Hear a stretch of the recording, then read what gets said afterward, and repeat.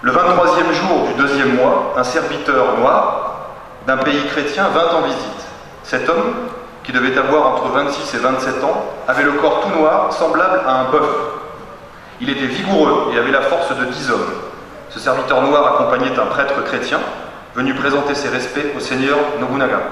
Le seigneur Nobunaga le remercia de lui avoir donné cette occasion de voir d'aussi près une personne aussi rare et extraordinaire, telle qu'il n'en avait jamais vue auparavant. Lorsque Yasuke touche terre au Japon en 1579, il aborde un archipel à la croisée des chemins. Au terme de plus d'un siècle de chaos, Oda Nobunaga, l'homme fort du pays, qui s'entichera bientôt de l'esclave, est en passe de mettre fin à la période dite Sengoku, celle des provinces en guerre ou plutôt des royaumes combattants, puisqu'elle doit son nom à la tumultueuse ère éponyme qui avait embrasé la Chine antique.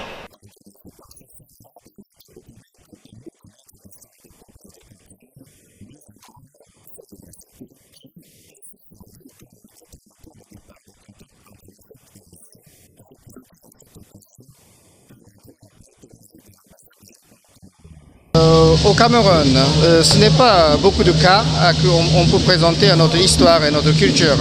Mais ce soir, c'est grâce à Anne-Sophie et Julien et beaucoup de danseurs, danseuses camerounais. Alors, donc, moi, je suis très heureux parce que notre histoire, c'est très compliqué. Et parce que le Japon, il n'y a pas beaucoup de documents laissés en Afrique sur la présentation sur le Japon et sur l'histoire, surtout le Moyen-Âge. Et c'est vrai que Yasuke, le premier africain, il est venu au Japon il y a 400 ans à peu près, c'est sûr. Mais c'est une histoire, mais histoire cachée.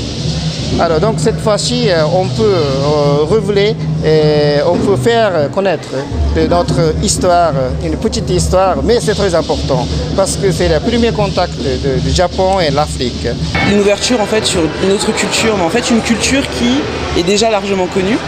Mais j'ai eu l'impression qu'il y a une espèce de rapprochement entre la culture asiatique et africaine, et on a essayé en fait d'offrir un événement qui puisse allier les deux.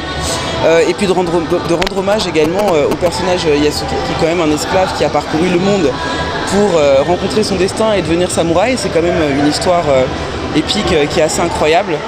Et il nous paraissait intéressant à la fois de lui rendre hommage et en même temps de pouvoir permettre aux gens de le découvrir.